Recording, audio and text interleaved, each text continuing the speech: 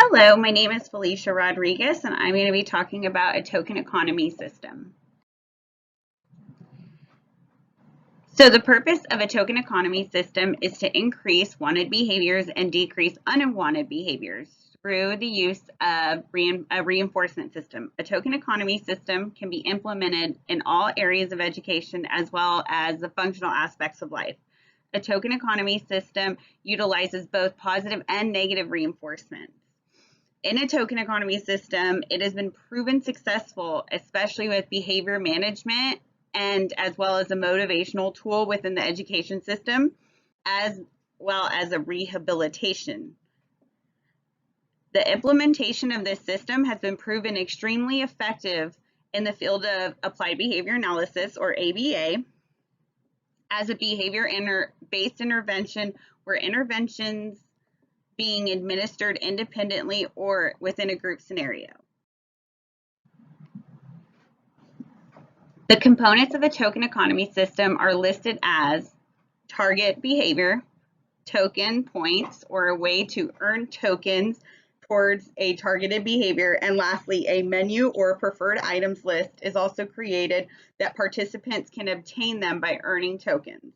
A token is considered to be an object that is awarded to targeted behavior, and participants can earn and trade in these tokens for a backup reinforcer. The token's primary function is a generalized condition reinforcement, and the function of these tokens are crucial for the effectiveness of the intervention.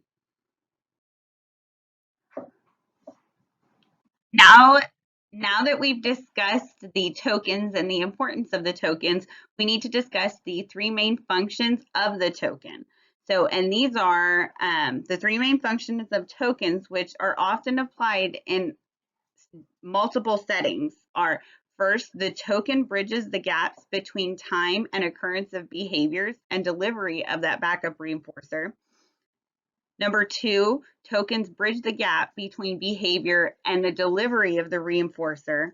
And lastly, tokens make a management of motivational less critical for behavior analysts. An example of a token economy system is that level system that we read about. This is a system that offers participants the advantage to move up or down in tiers by meeting specific behavior criteria. By moving up, you're provided with more privileges, but you are also held to a different standard for behavior expectations. Participants are able to advance through a series of privileges that they are based on three assumptions. Number one combined technique, which are more effective than individual contingencies alone. Two, student behavior and expectations should be explicitly explained. Number two is so important. This is where you explain your rules so they know what they need to do to achieve that goal. And lastly, number three, differential reinforcement is necessary to reinforce closure guesstimation of the next level. So when we're talking about considerations for implementing a token economy system, there are 6 top considerations that you have to think about. Number one is identifying the targeted behavior and rules, and that's pretty much self-explanatory. Number two, selecting a token. This can be something tangible. This can be a tally point. This can be an actual token, whatever you come up with. Number three, develop a menu of backup reinforcers. So this is going to be you making a list of reinforcements that are actually reinforcing through the students. So this would be, you can use interest inventories. You can have conversations with your students, see what they're able and they're willing to work for. Number four, establishing a token exchange ratio. So this is important to keep the ratios low initially and then gradually increase them and the price of the necessary backup reinforcer item for more than the luxury items. Number five, determine when and how Tokens will be dispensed, exchanged, and what will happen if requirements are not met. So will this happen at the end of class, at the end of the week? How will they get these tokens? Was it on a 10-minute increment schedule? That's something that you need to have in your plan. So learners should always be able to meet these requirements on a daily basis. Now, when we're talking about what happens if they do not meet the requirements, this is where you can discuss that response cost, that negative punishment procedure. So do they owe you something? Do they lose out on something? Is something taken away from them? And lastly, number 6 is the most important one, a field test system before a full-scale implementation. So you need practice time, right? Practice makes perfect. Same with students. They need practice. They should have probably a week or so of practice before it's fully implemented.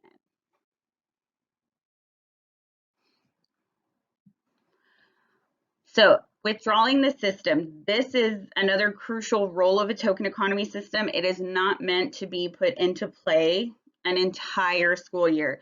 These types of systems should start to slow down and eventually be removed. And to successfully complete the removal of these systems, there are a few things that have to be put into play in order for it to be successful. So these are the 6 guidelines that must be followed. First, the token economy system should always be paired with the descriptive verbal praise at the time of delivery.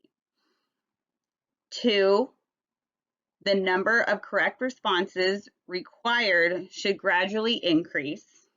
3, the duration of the token economy system should gradually decrease. 4, the number of activities and privileges that are used as a reinforcer should increase.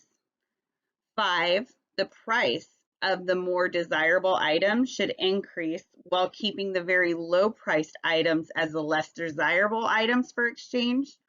And lastly, number 6, the physical evidence of the token should be faded out over time.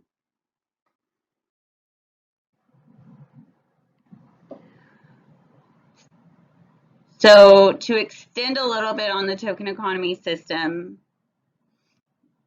basically it is to bring the token economy system to the next level so you can have your students learn skills like self-management and self-regulation of unwanted behaviors. And again, this can be done through tallying at the time the unwanted behavior is starting to display.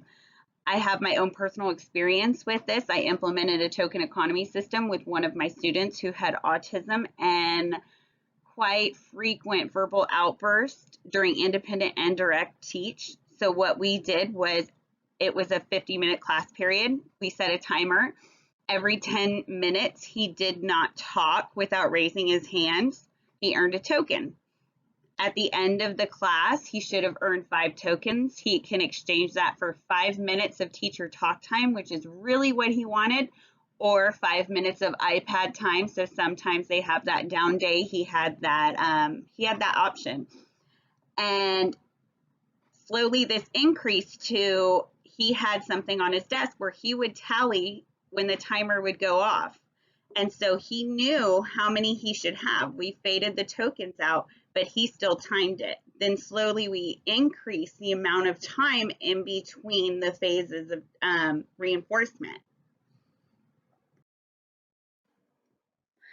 And lastly, a token economy system is not a permanent intervention, and it's not a sprint, it's a marathon. I say that because it takes time to not only create this positive environment, but also time to explain it explicitly, as well as practice with your class. So